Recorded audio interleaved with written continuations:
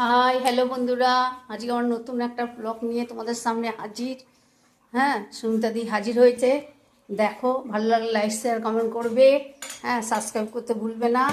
এই দেখো, ভাত দুপুরবেলা রান্না করেছি। ভাত, এই দেখো দুটো মাছ ভাজাছে, একটা আমার হাজব্যান্ডের, এই মাথাটা ভেজে রেখেছি, আমি খাবো।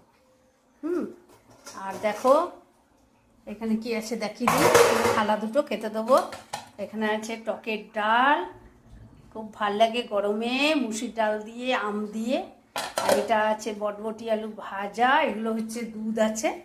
হ্যাঁ, আর এইখানে দেখো আজকে এঁচোড় করেছি গাছের, সেই কী বলো তো, বিচালা এঁচোড়, চিংড়ি মাছ দিয়ে। এই দেখো, চিংড়ি মাছ দিয়ে আমি হয়েছে না, এই দেখো চিংড়ি মাছ দিয়ে এঁচোড় দুর্দান্ত খেতে লাগে।